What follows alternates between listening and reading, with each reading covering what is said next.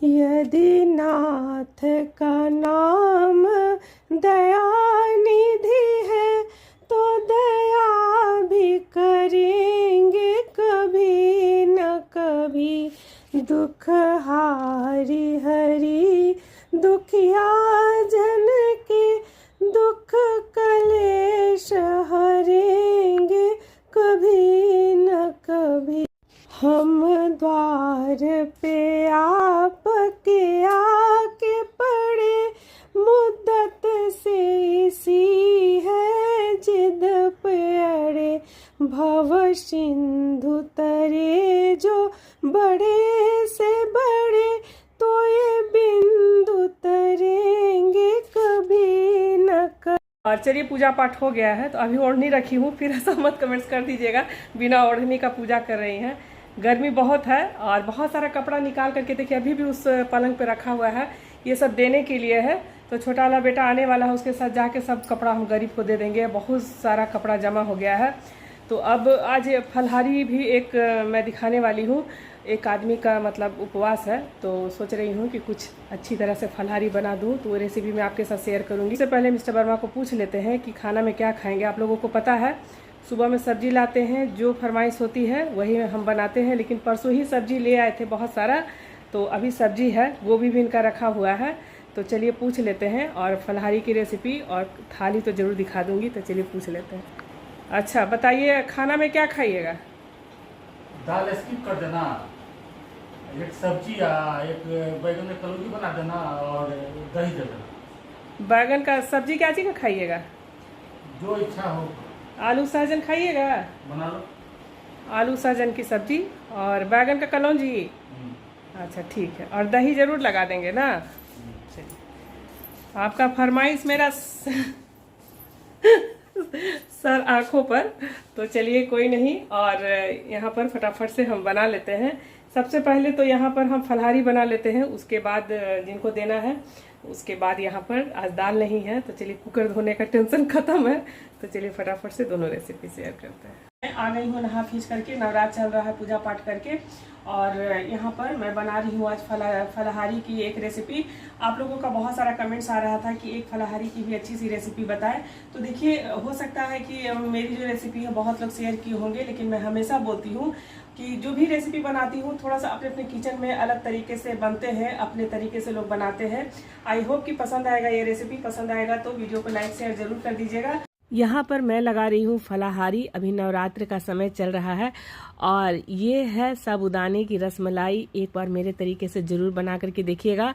साबूदाने के खीर, साबूदाने के डोसा, साबूदाने के बड़े, बर्फी सब लोग बनाए हैं।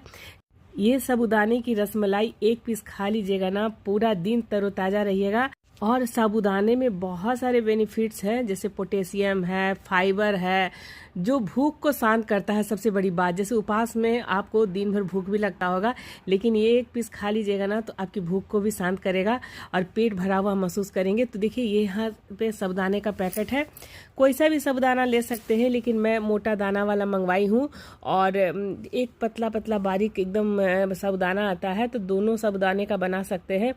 तो यहाँ पर चलिए मैं एक कटोरी ले रही हूँ, देख लीजिए कितने लोगों के लिए बनाना है। तो यहाँ पर ये फूल करके डबल हो जाता है। तो चलिए एक कटोरा यहाँ पर हम साबूदाने ले रहे हैं। मेजरमेंट पूरा ध्यान से देखिएगा। सबसे पहले तो इसको हम साफ पानी से धो लेंगे।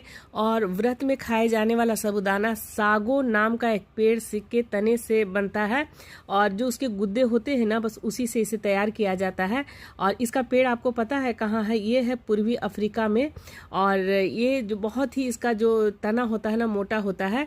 तो इसके तने के बीच के हिस्से को पीसकर पाउडर बनाया जाता है। जब यह पाउडर छानकर अच्छी तरह से गर्म किया जाता है, तब जाकर साबूदाने के दाने बनाए जाते हैं। बहुत सारा प्रोसेस होता है, और बहुत सोचिए कि मतलब ये पेड़ के तने से बनता है, तो ऐसे भी बहुत ज़्यादा मतलब बेनिफिशियल है।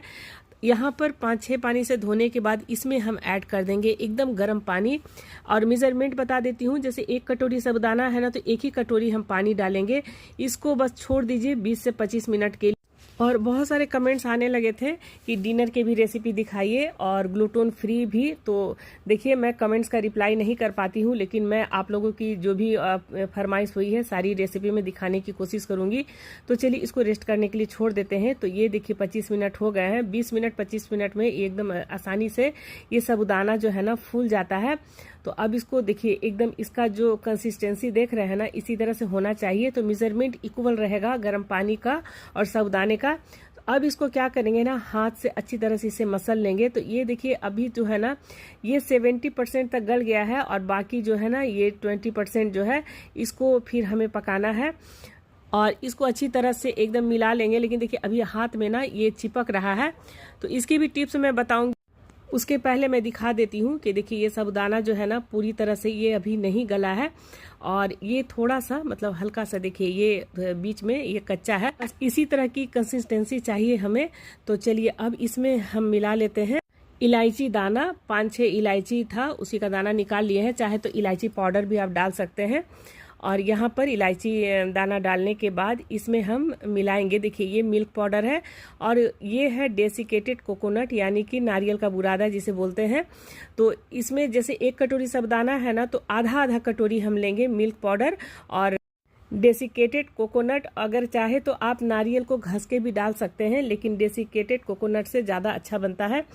अब इसको डालने के बाद इसमें हम डालेंगे चीनी। चीनी बहुत ज़्यादा नहीं डालना है क्योंकि इसको बनाने के लिए भी बाद में चीनी और डालना पड़ेगा, इसीलिए इसको थोड़ा सा मतलब इतना कि जब ये मुंह में जाए ना तो मीठापन का स्वाद आए, इतना चीनी मिलाना है अंदाज से। और मेज़रमेंट की बात करूँ तो मैं 2 चम्मच डाली हूँ।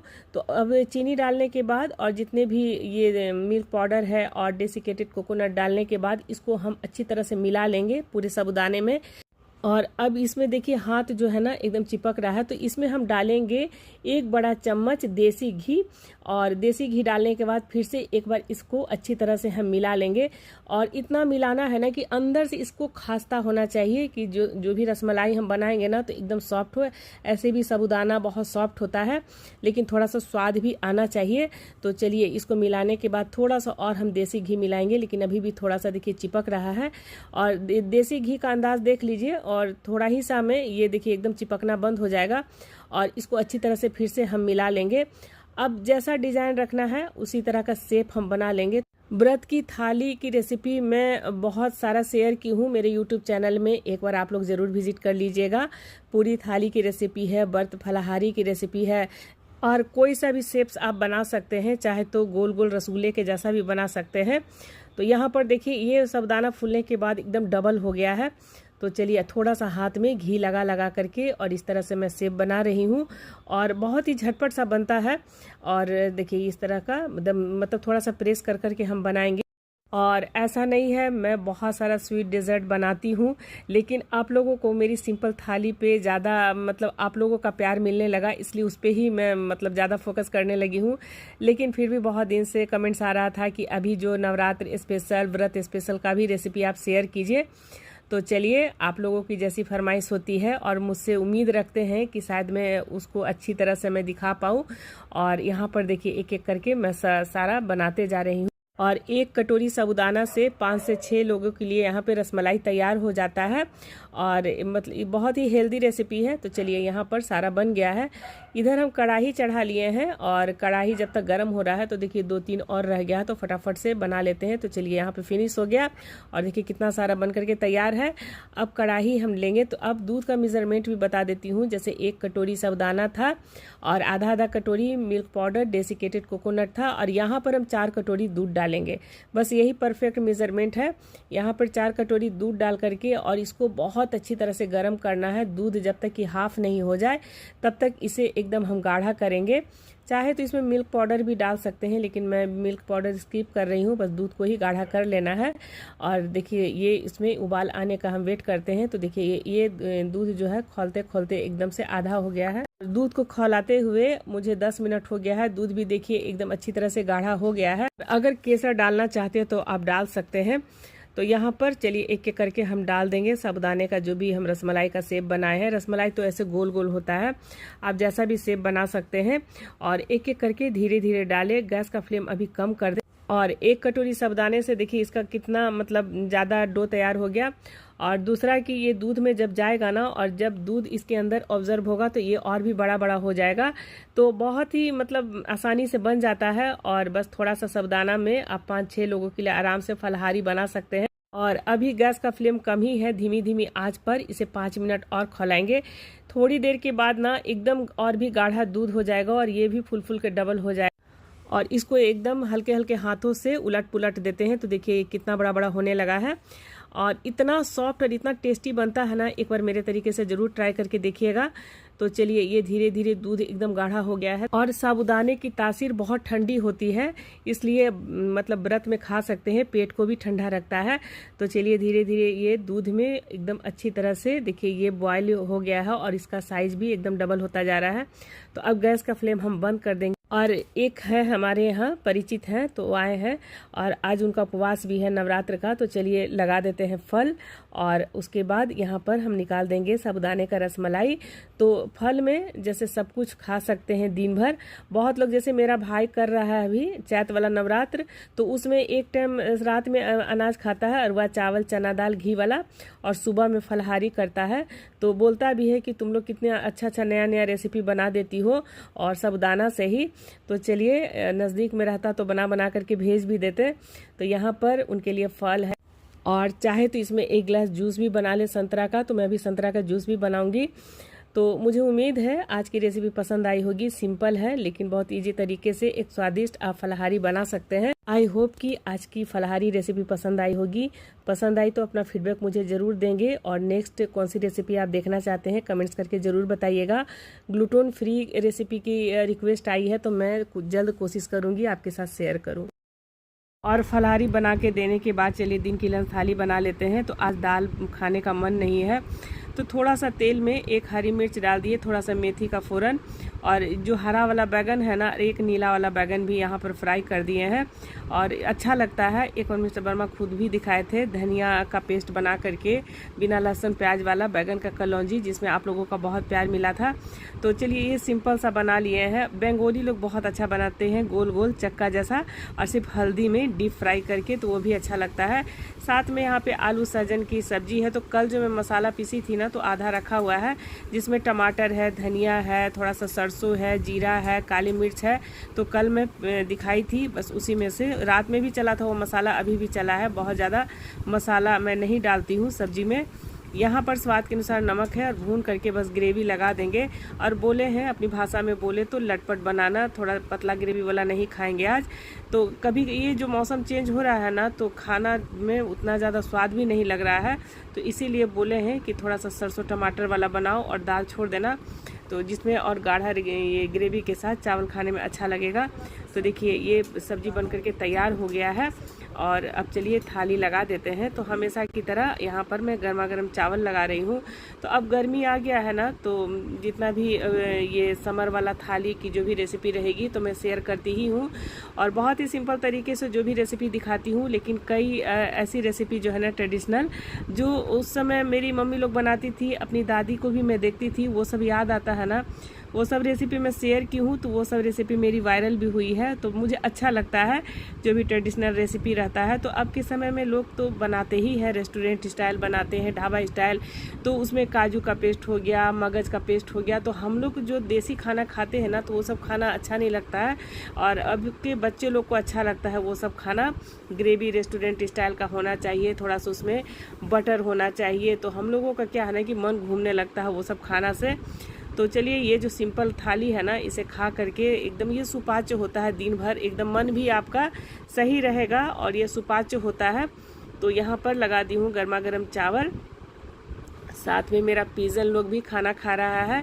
70% चावल उन्हीं लोग के लिए होता है। और यहाँ पर अब निकाल दे रही हूँ सब्जी। तो बहुत सारी बच्ची लोग का भी कमेंट्स आता है, एक तो महेश नगर से भी कमेंट्स आ रहा है, तो बहुत अच्छा लगता है आप लोगों का, मतलब मेरे इधर पटना से भी बहुत प्यार मिल रहा है। और बहुत लोग तो मतलब अब रास्ता में जाती हूँ ना तो बहुत लोग पहचान भी जाते हैं कि अरे आप लीना वर्मा हो ना। अच्छा लगता है, ये प्यार शायद आप लोगों की वजह से ही मतलब मुझे नसीब हो पाया है। तो चलिए यहाँ पे लगा देती हूँ आलू और ये सहजन का लटपट सब्जी। तो मैं ये सहजन की सब्जी में आलू छील के नहीं बनाती हूँ। साथ में ये है बैगन का कलौंजी, और अगर लहसुन वाला बनाते हैं ना तो वो भी टेस्टी लगता है और थोड़ा बहुत आमचूर भी पड़ता है। बहुत तरीके से मैं बैगन का कलौंजी दिखाई हूँ, बैगन बरी की भी रेसिपी है। आज तो बहुत ही सिंपल थाली है। यहाँ पर धनिया की चटनी तो डेली बोलते हैं, नींबू थोड़ा चटपटा बना करके दो, और साथ में अब गर्मी आ गया है ना तो दही में डेली देती हूँ। और तबीयत ख़राब में दही हो गया और मूंगफली हो गया, तो इस सब में प्रोटीन होता है तो वो खाना ज़रूरी है। तो इधर मैं दही डेली में जमा दे रही हूँ, और साथ में सलाद में बीट ज़रूर देती हूँ जिसमें हीमोग्लोबिन भी बढ़ता है। तो चलिए यहाँ पर सलाद लगा दे रही हूँ। तो मिर्च का जो लाल वाला अचार है ना, तो उसके लिए भी कमेंट्स आया था बहुत सारे लोगों का। तो देखिए आप लोग पटना में है ना तो कोई नहीं, फ्री ऑफ कॉस्ट है। आप लोग मेरे फैमिली है तो मैं दूंगी, आप लोग अगर पटना में है तो मुझसे ले सकते हैं। और मैं कोई ऐसा बिजनेस नहीं करती हूँ, बस अपना प्यार है। बहुत लोगों को तो मैं दे भी चुकी हूँ। देखिए ये मिर्च का अचार मिस्टर वर्मा ही ख़त्म कर रहे हैं, तो यहाँ पर चलिए लगा देती हूँ। बहुत सारे कमेंट्स आते हैं कि एक ही थाली में सब कुछ रहता है, लेकिन मैं अपना प्यार की थाली दिखाती हूँ, और लेकिन जब टेबल पे देती हूँ ना तो सारा कुछ अलग अलग हो जाता है। आई होप कि आज का ब्लॉग और रेसिपी पसंद आई होगी। पसंद आई तो वीडियो को लाइक शेयर जरूर कर दे। जय माता दी।